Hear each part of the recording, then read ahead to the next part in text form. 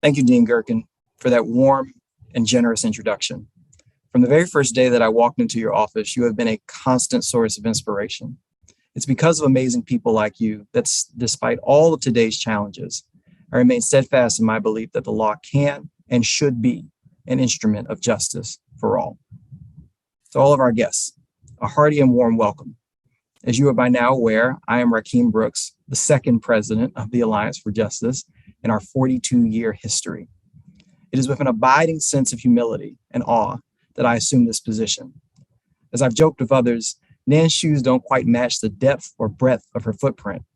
We're so grateful to her for all that she has contributed these past 4 decades. Thank you, Nan.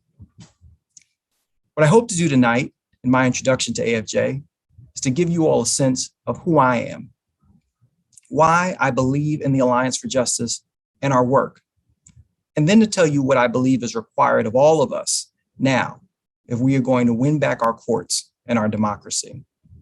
So first, who am I?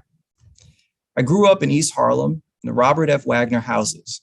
For those of you who are familiar with Pleasant Avenue from The Godfather or Carlito's Way, 2 of my favorite movies, Wagner houses starts at 120th Street, just where Pleasant Avenue ends. I grew up there with my grandmother and my mother, until my mother found her first apartment in the South Bronx, where I would then spend many of my weekends. But during the week, it was me and Grandma. My grandmother was hobbled by blindness and ill health early in my life. But rather than that being a burden, growing up with her turned out to be the greatest blessing of my life. My grandmother dedicated every ounce of herself into making what she called a gentleman.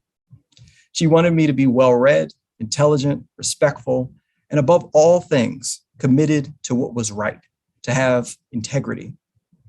I'll let you decide if she succeeded in every respect, but what I can say is that I rise each day with an aching sense that justice and fairness and humility still must count for something. Indeed, in today's world, as our democracy teeters, our commitment to those values may be the only thing capable of saving us. When I decided to go to law school, I did so because I wanted with every ounce of myself to fight poverty with the law. I wanted to go to the root of the problem, which is to say I wanted to constitutionalize poverty and to say once and for all that in a nation as rich as ours, poverty was not just unfortunate, but unconstitutional. Then I arrived at Yale Law School and discovered that in a case called San Antonio Independent School District versus Rodriguez, the Supreme Court had effectively dashed my dreams over 4 decades ago.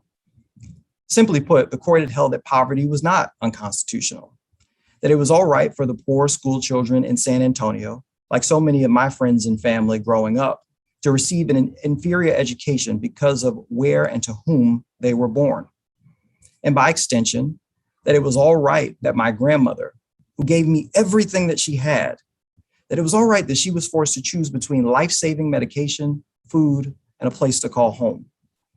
More than that, it was all right with our Constitution, the United States Constitution, if people who worked their entire lives crumble in despair as they age because there just wasn't enough to make ends meet, let alone save.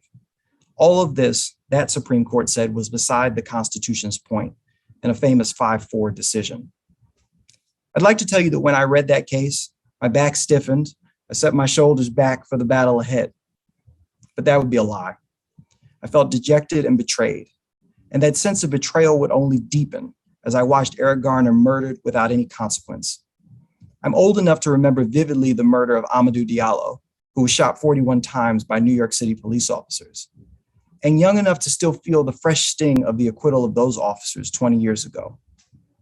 So in all honesty, I was ready to be done with America, with her false promises of equality, freedom, and dignity for all people.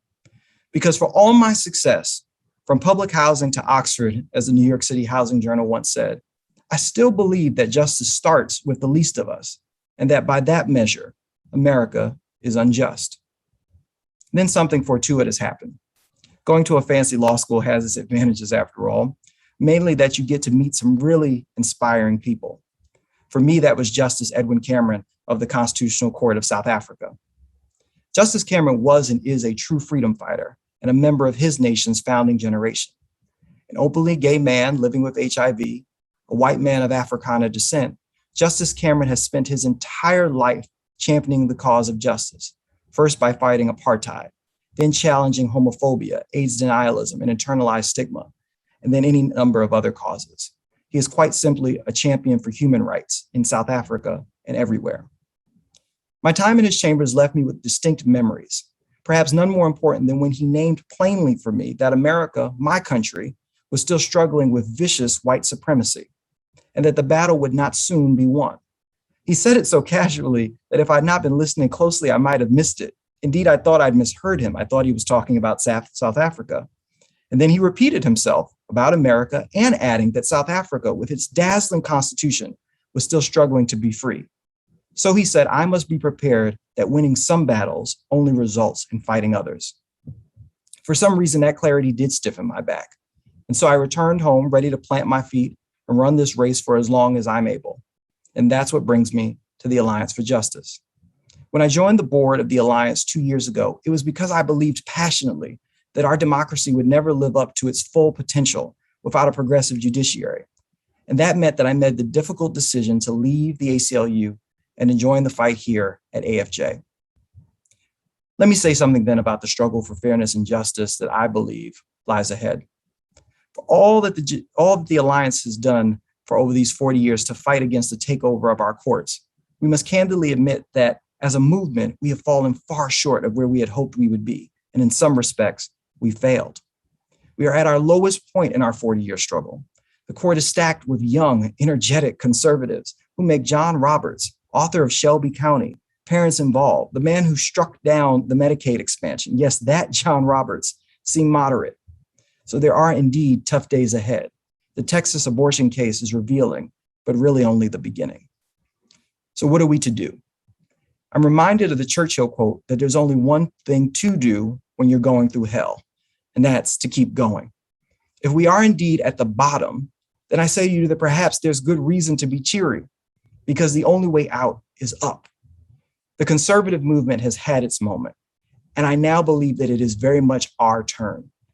At Nan's going away party, I said to our guests that we would remember that moment because it was Nan's voice that had called us to gather at that place for this cause.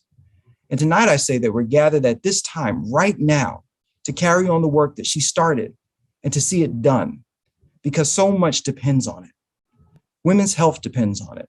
The fate of refugees and racial justice depends on it.